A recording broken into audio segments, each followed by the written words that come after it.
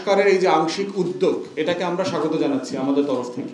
আমরা গত অক্টোবর মাসে বাংলাদেশের বিচার বিভাগের সংস্কারের জন্য 15 দফা প্রস্তাব দিয়েছিলাম এবং প্রস্তাব দিয়ে আপনাদের সামনেই আমরা ব্রিফিং করেছিলাম, জাতিকে জানিয়েছি এবং একইভাবে আমাদের এই প্রস্তাবনাগুলো সরকারের যারা গুরুত্বপূর্ণ মহল আছেন, যারা সংস্কারের সাথে কাজ করছেন, প্রধান বিচারপতি সহ আমাদের একটা ডেলিগেশন আমরা সুপ্রিম কোর্টের প্রধান বিচারপতি, অ্যাটর্নি জেনারেলের সাথে দেখা করেছি, কথা বলেছি। তারপরে আইন উপদেষ্টাকে আমাদের যে প্রস্তাবনা ছিল সেগুলো পাঠিয়েছি এবং আপনারা গণমাধ্যমে যথেষ্ট গুরুত্বের সাথে সেগুলো প্রকাশ করেছেন, আমরা কৃতজ্ঞ। এবং এটার প্রেক্ষিতে আপনারা দেখেছেন গত কয়েকদিন আগে, প্রায় 1 সপ্তাহ হয়ে গেছে, আইন মন্ত্রণালয়ের পক্ষ থেকে একটা প্রজ্ঞাপন জারি করা হয়েছে, যেই প্রজ্ঞাপনে আপনার বেশ কিছু সংস্কারের আলাপ তোলা হয়েছে। তো আমরা দেখলাম যে আমরা মাজদার হোসেনের যে মামলা ছিল 111-এর সময় থেকে চলমান, সেই মামলা এবং আমাদের প্রস্তাবনার বেশ কিছু অংশ সেখানে তারা অ্যাড্রেস করেছেন এবং যেগুলো তারা অধ্যাদেশ দিয়ে ইতিমধ্যে এনফোর্স করবার জন্য বলেছেন, সেই বিষয় নিয়ে আমাদের দলের যুগ্ম সাধারণ সম্পাদক ব্যারিস্টার জোবায়ের আহমেদ ভূঁইয়া বলবেন।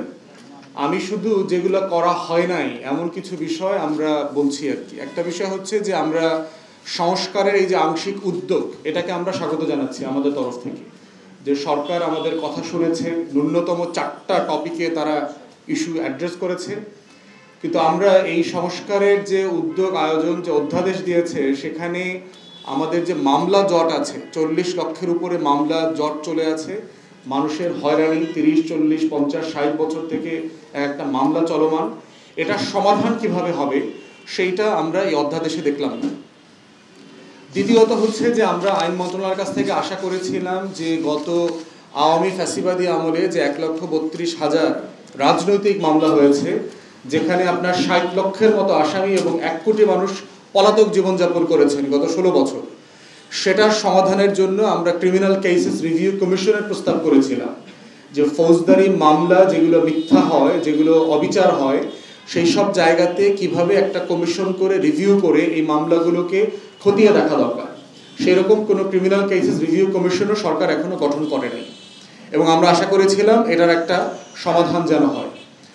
আমরা দেখলাম যে বিচারপতি নিয়োগের ব্যাপারটা অ্যাড্রেস করা হয়েছে, কিন্তু সারা দেশে যে প্রসিকিউশন সার্ভিস আছে, যে আপনার এপিপি, জিপি, তারা কিভাবে অ্যাপয়েন্টেড হবেন সেই ব্যাপারে কোনো নীতিমালা আমরা এখনো দেখছি না।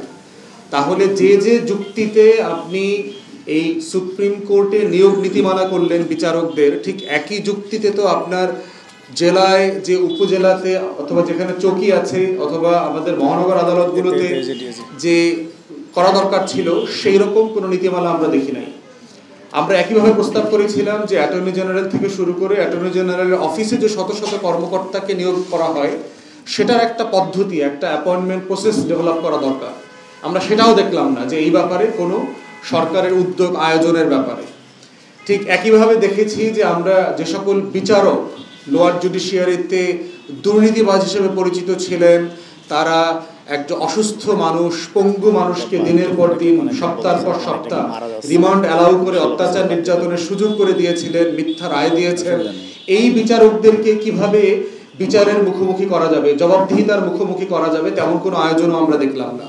সুপ্রিম জুডিশিয়াল কাউন্সিল তো সুপ্রিম কোর্টের বিচারকদেরকে অ্যাড্রেস করবে।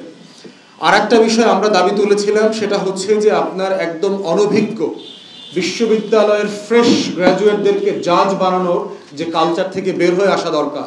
যে একটা বিশ্ববিদ্যালয় থেকে মাত্র অনার্স পাস করেছে একটা ছেলে, যিনি কোনোদিন প্র্যাকটিস করেন নাই, কোনোদিন কোর্টে যান নাই, এমন মানুষদেরকে জাজ হবার ব্যাপারে আমাদের তীব্র আপত্তি ছিল এবং এটা এখনও আছে। আমরা বোধ করছি যে ন্যূনতম 5 বছরের অভিজ্ঞতা ছাড়া কোনো আইনের ছাত্রকে ফ্রেশ শুধুমাত্র বিজিএস পরীক্ষার মধ্য দিয়ে জাজ বানানোর এই মধ্যযুগীয় পন্থা থেকে বের হয়ে এসে একটা স্বচ্ছ পন্থাতে তৈরি করা দরকার। এগুলো আমরা অধ্যাদেশে দেখছি না। তাই আমরা যেখানে এই সংস্কারের প্রস্তাবনাকে স্বাগত জানাচ্ছি, ঠিক একইভাবে আমরা হতাশাও ব্যক্ত করছি যে অন্তর্বর্তীকালীন সরকারের যে সংস্কার এজেন্ডা 6 মাস পরে এসেও কেন এই গুরুত্বপূর্ণ বিষয়গুলো অ্যাড্রেস করা হয় নাই। তাই আমরা আইন উপদেষ্টা থেকে শুরু করে সংশ্লিষ্ট যারা আছেন, প্রধান বিচারপতি, অ্যাটর্নি জেনারেল, তাদের সবাইকে আবার আহ্বান করছি, আবার দৃষ্টি আকর্ষণ করছি যে আমাদের আগের যে 15 দফা ছিল 3-4 দফা বাদে যেটা আপনারা অ্যাড্রেস করেছেন সেই দফাগুলো মানুষের, নাগরিকদের প্রতিদিনকার ভোগান্তি এখনো দিয়ে চলেছে। অতএব এই কোটি কোটি মানুষের ভোগান্তি থেকে বিচারিক ইনসাফ কায়েম করবার যে দায়, সেই দায় থেকে আপনারা এই বিষয়গুলোকে সংশোধন, সংস্কারের মধ্যে নিয়ে আসবেন অতি দ্রুত সময়ে।